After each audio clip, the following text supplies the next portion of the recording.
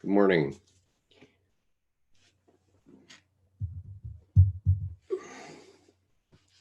Good morning. This morning I'm going to read from the Red Book by C.G. Jung, Reader's Edition. And I'm going to be reading, let's see which chapter it is. It is chapter 4 of Liber Secundus. And this passage will tell you absolutely completely why Jungians regard Jordan Peterson as one-sided and superficial. And so I'm sorry to say that, but it really is summed up in this passage. And one of the things that's covered in this passage is the logos, which is the word. And even Dr. Jung in his time, or a century ago, was worried about saying these things in a public way, because it was contrary to everything the Christian church had been teaching for 2,000 years, as you'll see. And so the word logos in this passage, he wrote in Greek, so that anybody reading this passage, if you don't work out what the Greek is, you don't know that the Greek word is logos. And as a result of that, it hides the fact that he was talking about this distinction between logos and life. And so I won't bother you with those comments any further. Let me read you the Anchorite, and then on another occasion we can discuss these things. Of course, we will be having another meeting next Monday evening at 8 p.m. The Anchorite. On the following night, I found myself on new paths.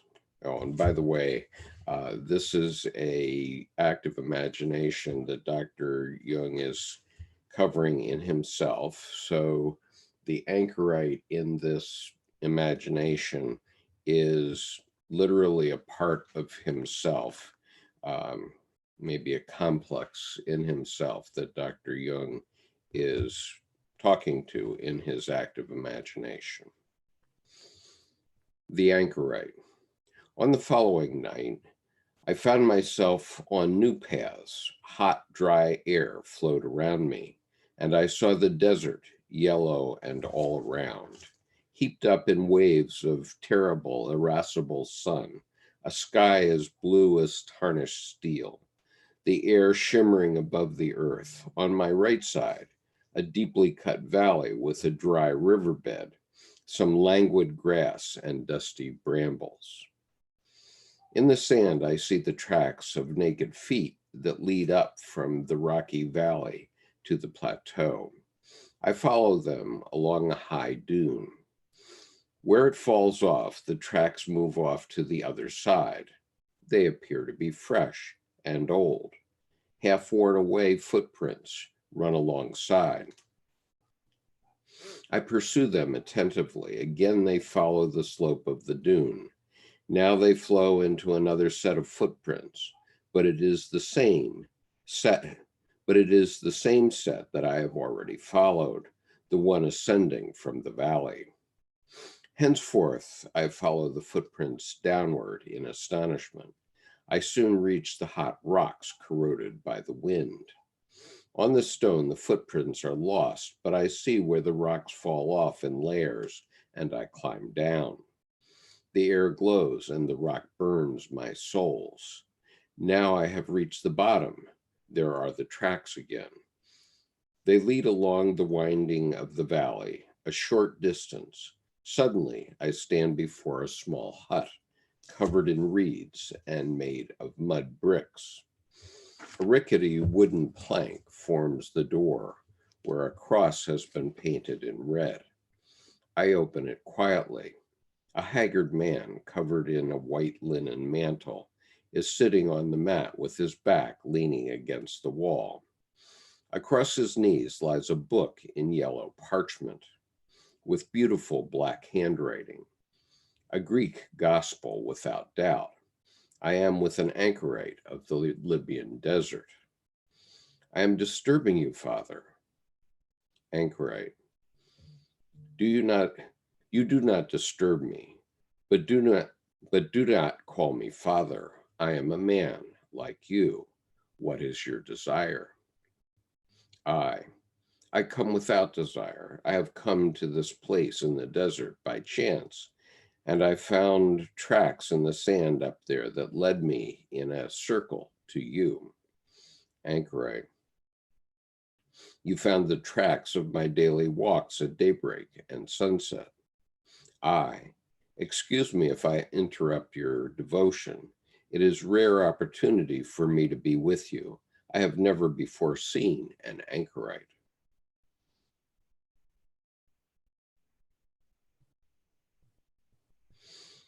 Anchorite. There are several others whom you can see further down in this valley. Some have huts like me. Others live in the graves that the ancients have hollowed out of the rocks. I live uppermost in the valley because it is most solitary and quiet here, and because here I am closest to the peace of the desert. I, have you already been here long? Anchorite. I have lived here for perhaps 10 years, but really, I can no longer remember exactly how long it is. It could also be a few more years. Time passes so quickly. I, time passes quickly? How is that possible? Your life must be frightfully monotonous. Anchorite, time certainly passes quickly for me, much too quickly even. It seems you are a pagan. I, me? No, not exactly. I was raised in the Christian faith. Anchorite. Well, then how can you ask whether time drags for me? You must know what preoccupies a man who is grieving.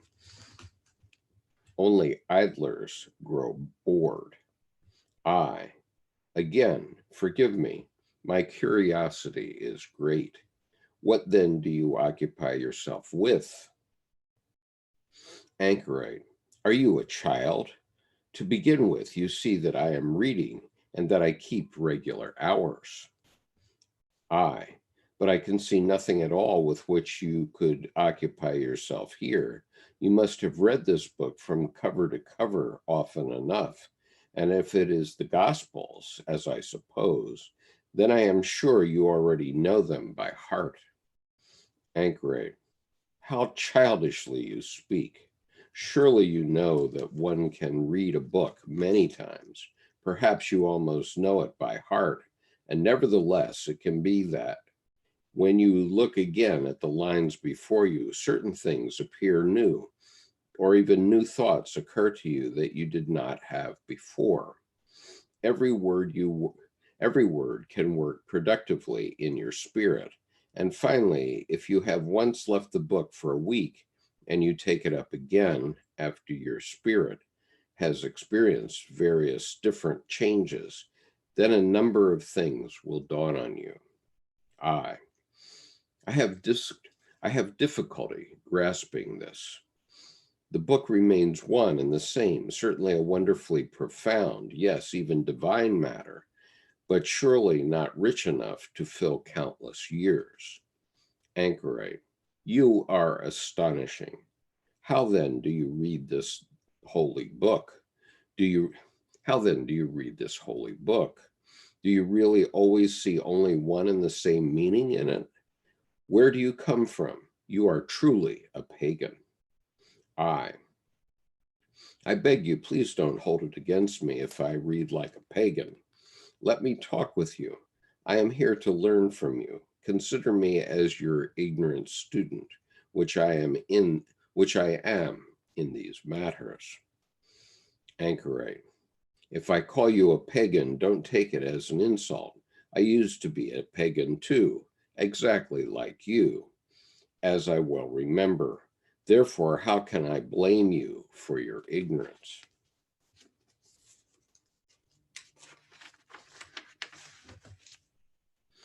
I thank you for your patience, but it matters very much to me to know how you read and what you take from this book.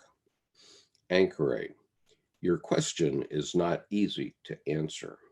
It's easier to explain colors to a blind person. You must know one thing above all. A succession of words does not have only one meaning, but men strive to assign only a single meaning to the sequence of words in order to have an unambiguous language. This striving is worldly and constricted and belongs to the deepest layers of the divine creative plan.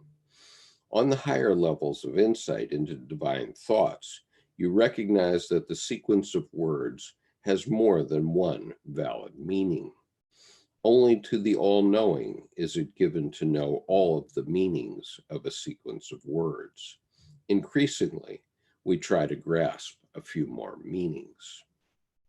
I understand you correctly. Correction. If I understand you correctly, you think that the holy writings of the New Testament also have a doubleness, an exoteric and an esoteric meaning, as a few Jewish scholars contend concerning their holy books. I observe that you are wholly inexperienced in divine matters. That was the Anchorite responding. Anchorite, I observe that you are wholly inexperienced in divine matters.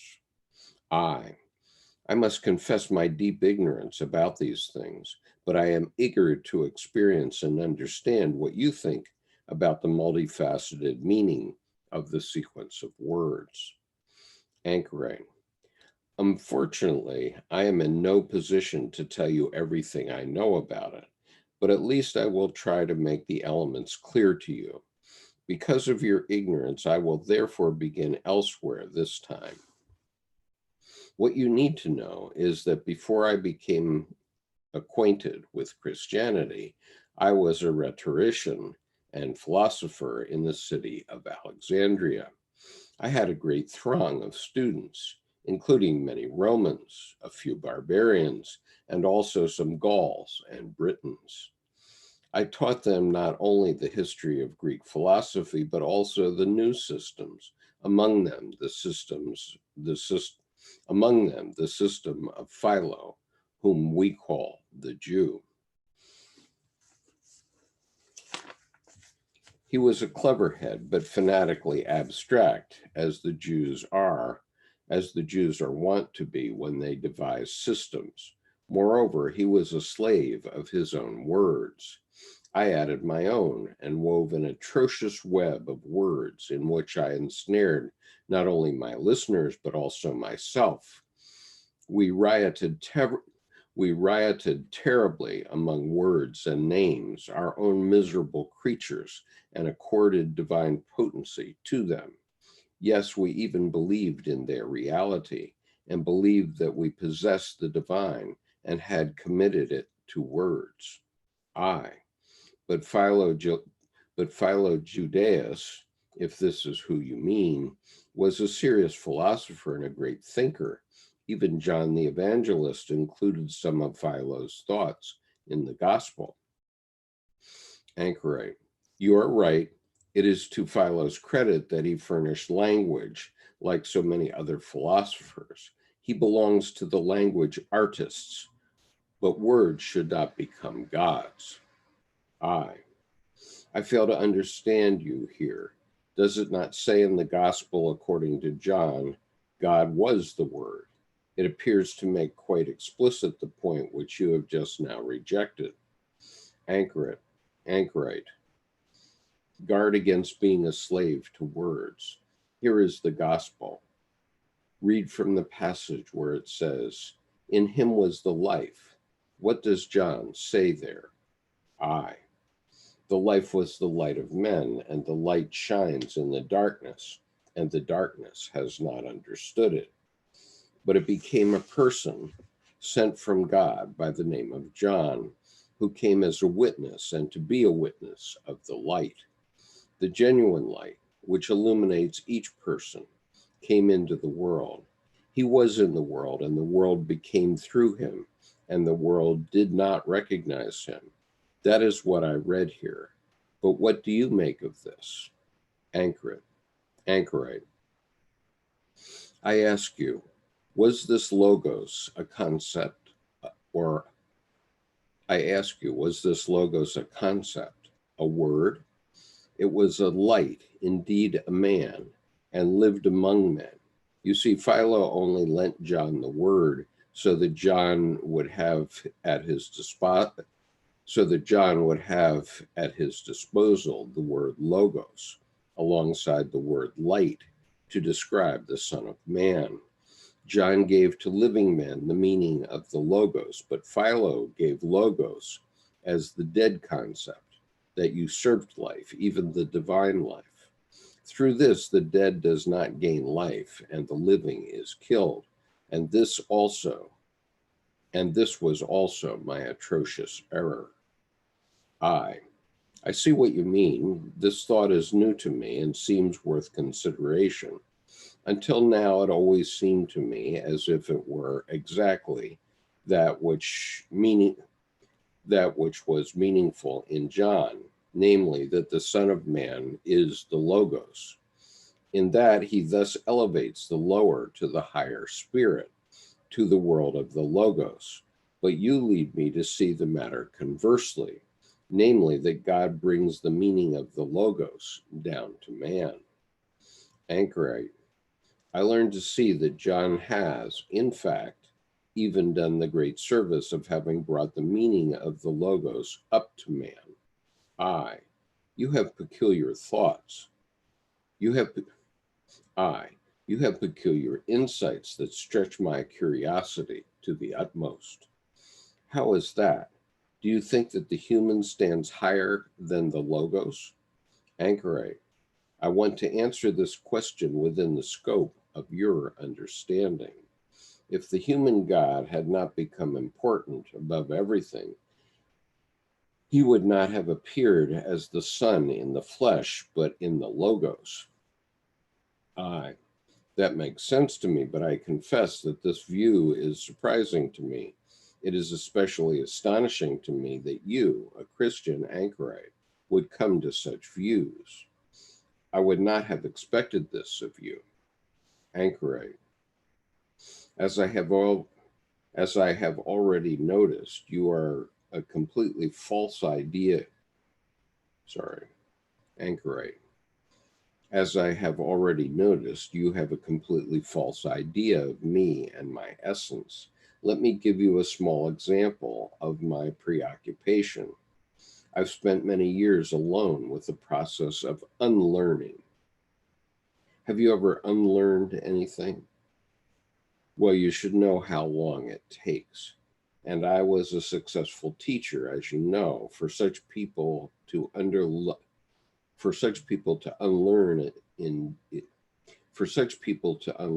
is difficult or even impossible. But I see that the sun has gone down. Soon it will be completely dark. Night is the time of silence. I want to show you your place for the night. I need the morning for my work, but after midday you can come to me again if you like. Then we will continue our conversation. He leads me out of the hut. The valley is covered in blue shadows. The first stars are already glittering in the sky. He leads me around the corner of a rock. We are standing at the entrance of a cave cut into the stone. We step in. Not far from the entrance lies a heap of reeds covered with mats. Next to it, there is a pitcher of water, and on a white cloth there are dried dates and black bread. Anchorite. Here is your place and your supper. Sleep well, and do not forget your morning prayer when the sun rises. Okay, so that's as far as I'm going to read today. However, the footnotes of this passage are incredibly important, so I'm now going to go back and read to you the footnotes, and I will read the segment from the passage as well so that you can connect those up in your thinking. Footnote number 43 from this section reads, the handwritten draft has fourth adventure, first day. The corrected draft has dies one, evening.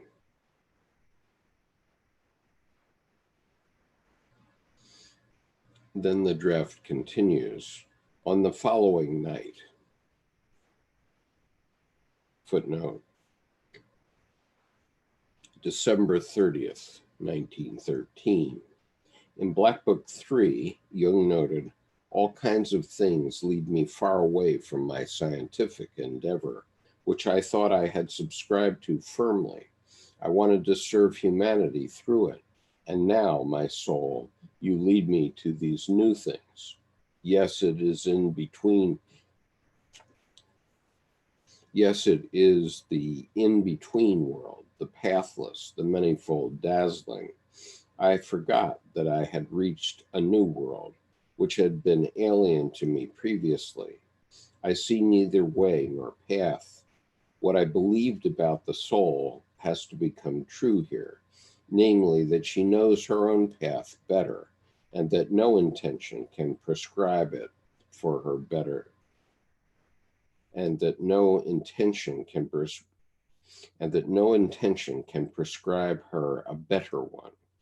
I feel that a large chunk of science has been broken off. I suppose it must be like this for the sake of the soul and her life.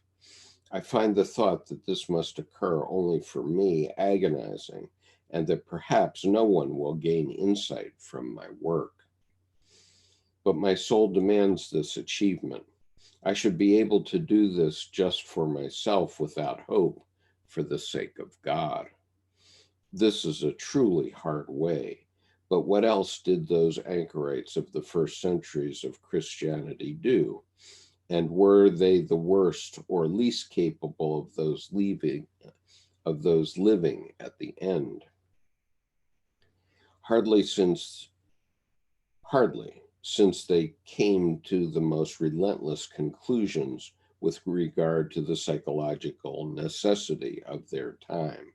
They left wife and child, wealth, glory, and science, and turned toward the desert. For God's sake, so be it. And on the next page, footnote 45, the text reads, I am with an anchorite in the Libyan desert. And the footnote reads, in the next chapter, the anchorite is identified as Ammonius. In a letter of December 31, 1913, so the next day, Jung noted that the anchorite came from the 3rd century. There are 3 historical figures named Ammonius in Alexandria from this period. Ammonius, a Christian philosopher in the 3rd century, once thought to have been responsible for the medieval divisions of the Gospels. Ammonius Cetus, who was born a Christian but turned to Greek philosophy, and whose work presents a transition from Platonism to Neoplatonism, a Neoplatonic Ammonius in the 5th century, who tried to reconcile Aristotle and the Bible. At Alexandria, there was accommodation between Neoplatonism and Christianity, and some of the pupils of the latter Ammonius converted to Christianity.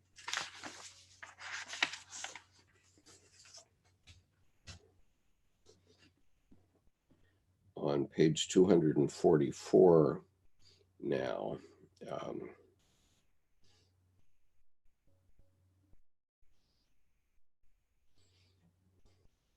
the text reads, I taught I taught them not only the history of Greek philosophy, but also the new systems, among them the system of Philo, whom we call the Jew. The footnote reads, Philo Judaeus, also called Philo of Alexandria, who lived from 20 years before Christ to 50 years after Christ, was a Greek-speaking Jewish philosopher. His works presented a fusion of Greek philosophy and Judaism. For Philo, God, to whom he referred by the Platonic term to on, the one, was transcendent and unknowable. Certain powers reach down from God to the world. The facet of God knowable through reason is the divine logos. There has been much debate on the precise relation between Philo's concept of the logos and John's gospel. On June 23rd, 1954, Jung wrote to James Kirsch, quote, the gnosis from which John the Evangelist emanated is definitely Jewish, but its essence is Hellenistic in the style of Philo Judaeus, the founder of the teachings of the Logos. Then another, the Anchorite has said, it is to Philo's credit that he furnished language like so many other philosophers. He belongs to the language artists, but words should not become gods. In the footnote, in 1957, Jung wrote, until now, it has not truly and fundamentally been noted that our time, despite the prevalence of despite the presence of irreligiosity, is so to speak congenitally charged,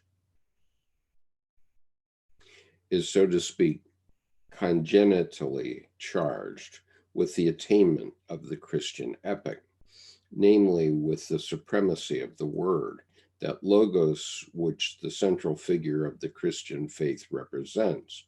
The word has literally become our God and has remained so.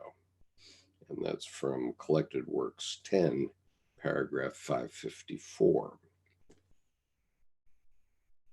And then here's the kicker. The Anchorite says, guard against being a slave to word. Guard against being a slave to words.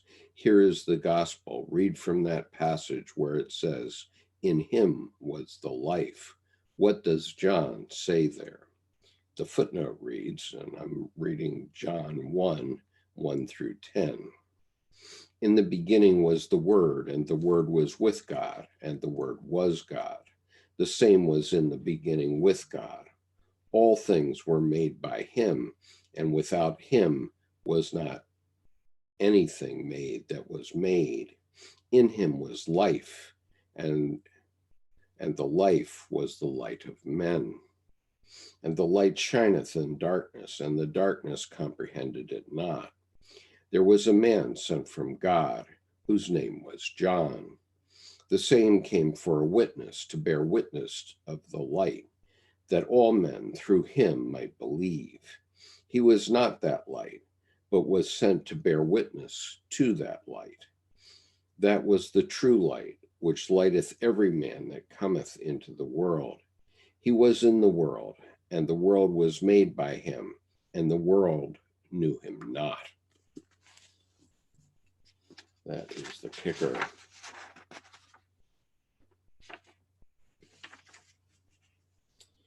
And there's two more footnotes. On page 246 of the Reader's Edition, the text reads, Anchorite, I want to answer this question within the scope of your understanding.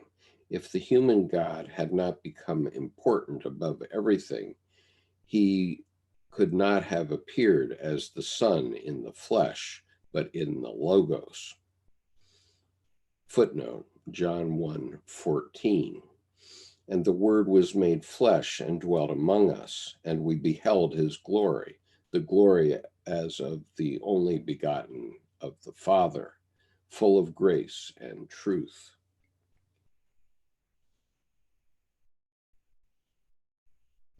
And finally, at the end, talking about the place that Jung is asked to sleep for the night, Jung says, he leads me around the corner of a rock. We are standing at the entrance of a grave cut into the stone. The footnote reads, the draft has Egyptian. In an Egyptian context, the water, dates, and bread would be an offering to the dead. Okay, so that is the end of what I'm going to read today. There are two more short segments of this passage on the Anchorite, but in my opinion, this really does set the stage for a reevaluation of psychology, because Dr. Jordan Peterson and John Vervaeke want everything to be based on the Logos.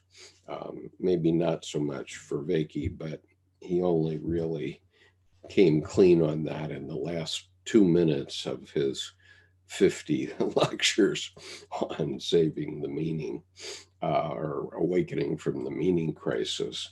And the reason that he had so much difficulty, and why I don't believe he's really adequately covered this topic, is because the meaning he's proposing to awaken you from is the meaning of your life.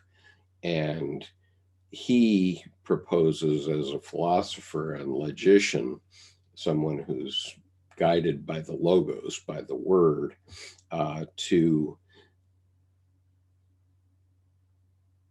give you a dictionary definition of meaning, but you can't possibly have a dictionary definition of meaning. As some of the listeners to this reading know quite well, fate sometimes deals us a difficult blow, and you have to find meaning, and you have to find meaning in your own life, but it's very individual, and fate is sometimes harsh. And so when fate is harsh, then one must go through the Job archetype of contest, defeat, lamentation, and rebirth, and learn what we are each aimed at being reborn to. We're going to be something new, because we're not going to be what we thought.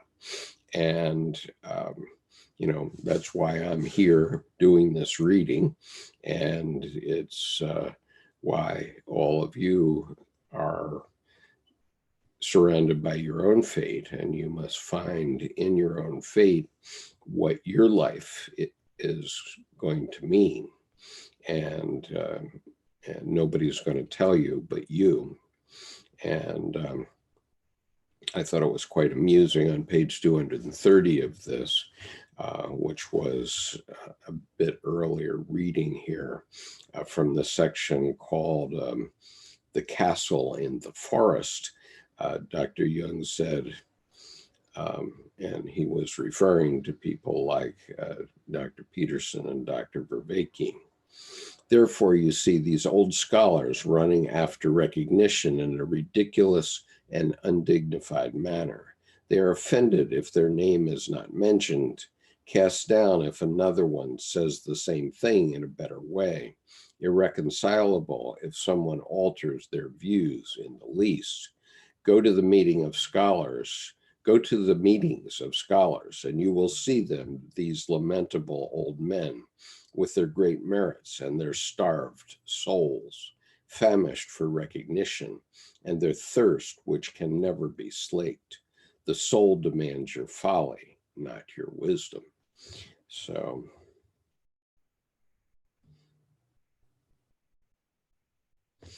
anyway, that was sort of a harsh cut that Dr. Jung prefigured on this debate about how we awaken from the meaning crisis.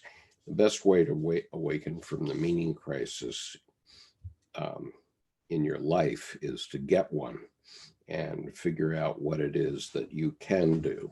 You may be blocked from one thing. What can you do next? And then you can learn, and then you can help the rest of us know what the meaning of your life is. That's the key point. And so Nancy says she's enjoying the Anchorite. I'm glad you enjoyed it.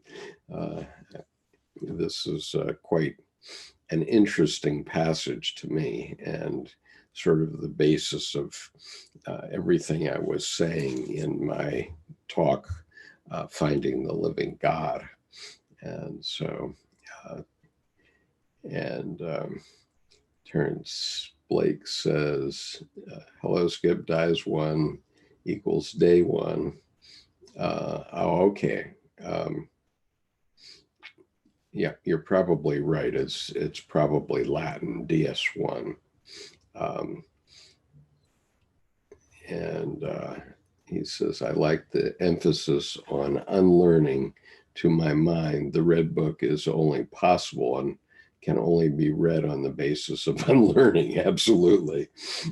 Indeed, unlearning could be one of the best antidotes to logos in the hubristic sense. Absolutely. We've all, if we live in a Christian-dominated country, we've all learned certain things, whether we're conscious of it or not, and whether it's our faith or not. It's inevitable. And those things need to be unlearned. And then we need to know that there has to be a balance between logos and life. I mean,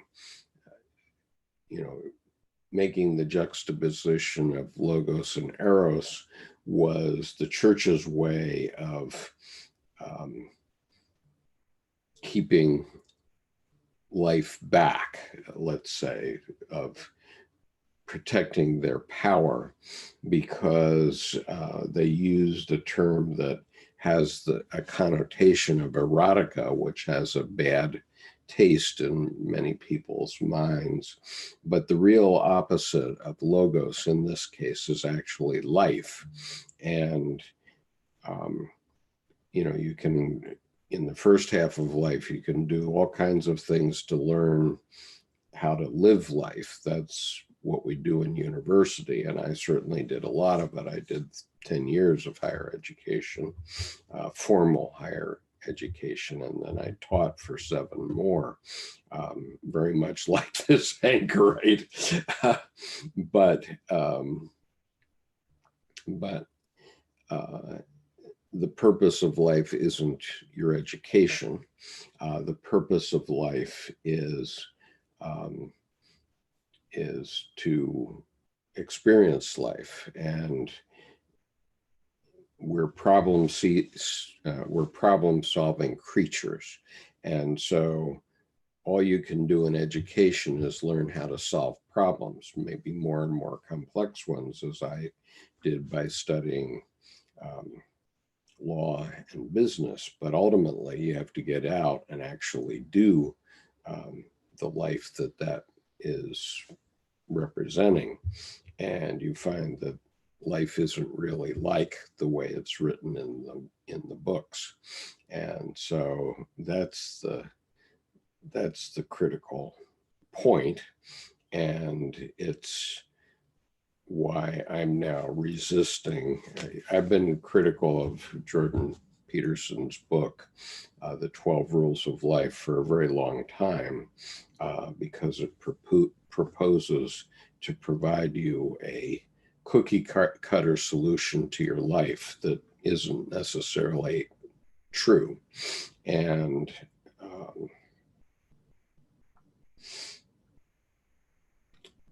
while I agree with many of the things that he did, and I I think his book, The Maps of Meaning, is an outstanding book, and it's extremely tightly packed. And so it's very hard for somebody who's a freshman in college or sophomore in college to pick up that book and really grok what he's trying to say in that book. And I really liked his punchline in that book, the last paragraph of it, especially. But, he said that he went over every sentence in that book 15 or 20 times, and it certainly shows that he did. But I find it very, very tightly packed and hard to follow because of that, and because of the immensity of his intellect. I mean, he's obviously an extremely intelligent man and so on, but he's left average people behind, including me. I count myself in that group. And so then he gave the 12 rules of life. And I would say that this passage of the Red Book is really the counterpoint to the 12 rules of life. And you have to go out and get a life, and then get experience with life, and then you find out what fate holds in store for you at any given moment. And that can change multiple times.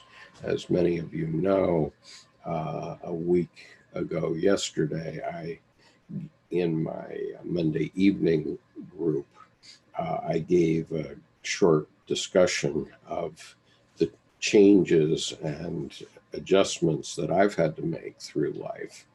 And, they've been pretty dramatic, and some of them have related to my physical well-being. I broke my leg 30 years ago this month, and that certainly changed my life, and then changed my life a couple more times, because now I have artificial joints in my legs because of that event. And so those things do happen to us through life, and they're problems that have to be solved. And we have to remember that we're problem-solving creatures. So when you get your diploma and you have, whatever it is, BA, BS, MBA, whatever you have, PhD after your name, all that says is you've learned a lot of things, and you might be able to resolve some of the problems that you're going to face, but it isn't resolving those problems for you. And so then you have to face the problems and gain experience, the experience of life, the experience that your psyche gives you and you are able to do. And that brings wisdom. So there's consciousness and wisdom. The ego can only get you just so far. So anyway, that's my homily for today. And so Opal says, very interesting, thank you. And R says, log rock. Yes, I use grok a lot because it's from Robert Heinlein's novel, Strangers in a Strange Land, and you can put it into Wikipedia, define grok, G-R-O-K, and you can find the Wikipedia write-up about Heinlein's definition of grok. And you'll see that it's much more comprehensive than what Merriam-Webster would say about it. But it really relates to what we're talking about, because when you do anything and you're trying to get a degree or whatever, you get the degree. Let's say you get the degree. I got the degree of JD, which is a lawyer, passed the bar exam, but I hadn't understood what the practice of law really meant. And after 5 years, what I knew from my personal experience then, which I then grokked, was the fact that I personally detest the practice of law. But I could only get that from experience. I could not get that from the process of becoming a lawyer and becoming a member of the bar in 3 states and so on. That could only be gained by experience. So now I grok what I detest about the practice of law, but I couldn't have done it without the experience. So anyway, that's